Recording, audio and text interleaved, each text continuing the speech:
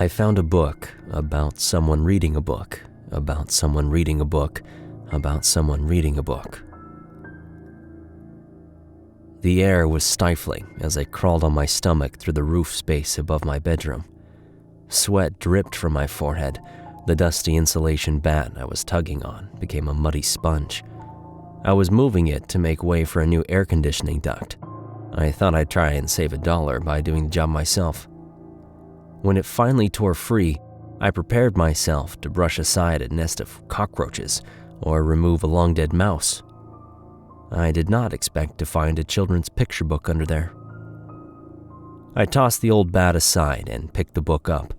The title read, "You're reading a book about Paul reading a book about." Illustrated on the front cover was a man sitting on a recliner, his feet up, toasting near the fireplace. His back faced me, but he was positioned in a way that allowed the book he was reading to be at the center of the page where it could be seen in full. A locked padlock was printed on both opened pages. Drawn by the cover, I opened to the first page. It was a copy-paste of the cover with one exception. The padlocks on Paul's books were gone. The pages now displayed a woman leaning on a kitchen counter, her back facing me as she too read a book. Upon its pages, the padlocks had returned. In a fancy font above the image of Paul, the text read, "You're reading a book about Paul, reading a book about Lola, reading a book about..." I was starting to understand the theme of the book. Eager to see where it was going, I turned the page. Once again, the same scene took up the space, only this time it was more zoomed in, cutting out half of the fireplace. The book that Paul was holding became more prominent, allowing a clearer view of Lola on the counter. Now, Lola's book was at the center of the entire page, showing the image of a man sitting on a park bench, back toward us, reading a book. Padlocks on both his pages. "You're reading a book about Paul, reading a book about Lola, reading a book about Tom, reading a book about..." Intrigued, I turned the page. This time, Paul's form took up the entire left corner of the page. His book retained its central position, its size now the scale of a postcard. Lola continued reading her book about Tom. The pages on Tom's book were now overlooking a woman submerged in a soapy bath. She read a book with those same padlocks on it. "You're reading a book about Paul, reading a book about Lola, reading a book about Tom, reading a book about Maria, reading a book about..." I admired the image before me. It had a similar effect as two mirrors placed in front of each other. There was still a few pages remaining in the book, and I seethed with anticipation of what the effect might look like by the last page. I turned the page and, wanting to savor the image, read the text before anything else. "You're reading a book about Paul, reading a book about Lola, reading a book about Tom, reading a book about Maria, reading a book about Joe fleeing the fog." I blinked, startled by the sudden halt of the theme. Paul's book was now zoomed in so that its very edges formed a border around the entire page, his fingertips close to the scale of my own. The scene before me was predominantly of Lola in her kitchen. Now her book was on scale with a postcard, making Tom's book about the size of a sticky note and Maria's book about half of that. But within the small window of Maria's book, something was off. Instead of reading a book with padlocks on his pages, Joe was facing us. Behind him, the entirety of the page he occupied was a dull red. His mouth was open in what could only have been a hysterical scream.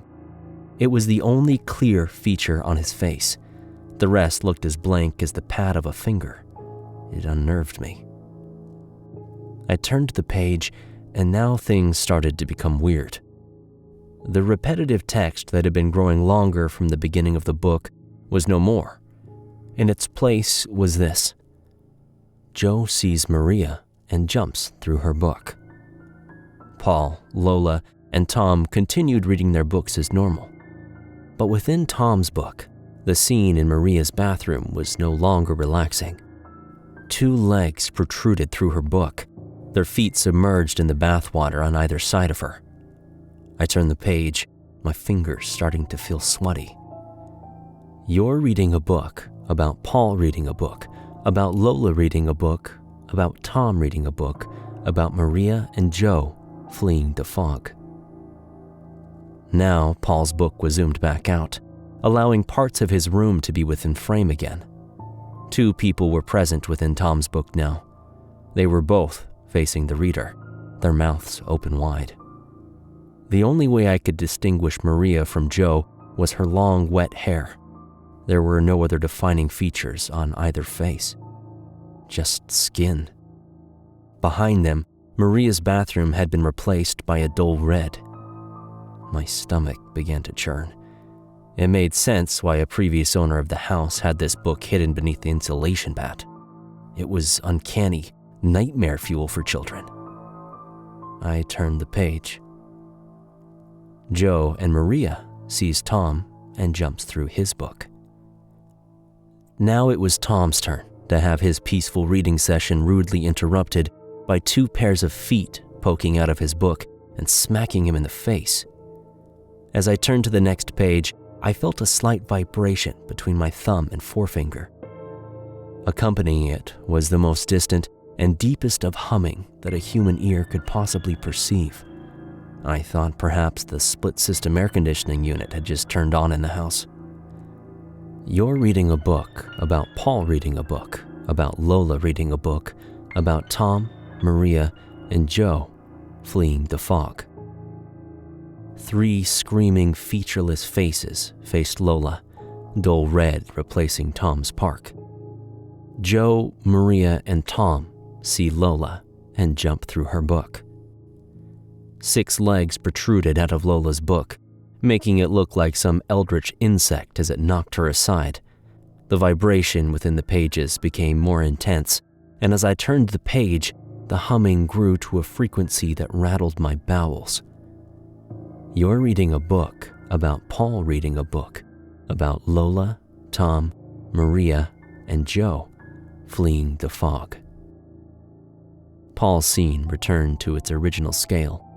4 gaping mouths upon 4 featureless faces were at the center of the page, and that dull red encapsulated Paul's book. My breathing was starting to get heavy as I turned the page. Joe, Maria, Tom, and Lola see Paul and jump through his book. For the first time in the entire book, Paul's position was changed. 8 legs protruded from his book, knocking him and his recliner backwards. Heart slamming against my chest, I winced as I turned the page. You're reading a book about Paul, Lola, Tom, Maria, and Joe fleeing the fog. Pins and needles ran down my spine as I gazed at the entirely dull red page before me. All I could see of Joe, Maria, Tom, Lola, and Paul was the wide black O of their gaping mouths. The dull red had obscured the rest of their featureless faces. They were not the only ones present, though. Behind them, within the dull red, a set of bright red eyes shone above a bright red mouth that was drooped in an eerie frown. Besides those features, there was no indication of a face. It gave me a sort of freaky clown vibe, minus the cliché white makeup. It was as though the eyes and mouth belonged to the dull red itself. My thumb and forefinger pinched the right-hand corner of the page. The vibrating sensation was now replaced by a literal pushing. I felt something trying to push its way through the little sliver of the next page that I had partially revealed at my fingertips. I reflected on how the legs had poked through the books of each reader in the previous pages and gave in to a convulsive shudder. My fingers trembled violently as my mind tore itself between desire to finish the book and desire to close it for good. I only had 1 page to go. In the end, morbid curiosity won out, and I was about to turn the final page. But then I heard the screaming. It was muffled, but was clearly coming from that last page. It was the deciding call. I slammed the book shut and dropped it back where I found it. Even as I did this, the screaming from within could still be heard. The agony of those screams turned my blood to ice. To this day, I am convinced it was what hell must sound like. All at once, the desire to have ducted air conditioning in my house dissipated. The split system would do nicely. I placed the old insulation bat back where it was, covering that accursed book once again. When the wife laughed at me, telling me I wasn't the DIY king that I thought I was, I merely went along with it. Better that only I knew of the accursed book that I briefly uncovered. It has been 2 years, and that book still resides below that insulation bat in the roof space directly over my bedroom.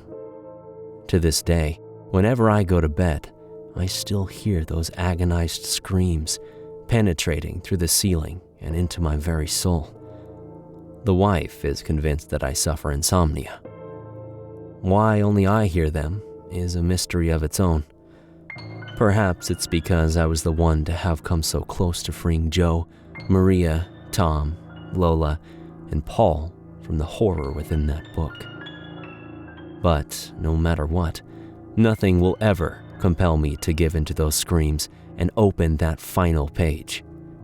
The bright red eyes of that dull red fog is something I don't want to chance bringing into my world.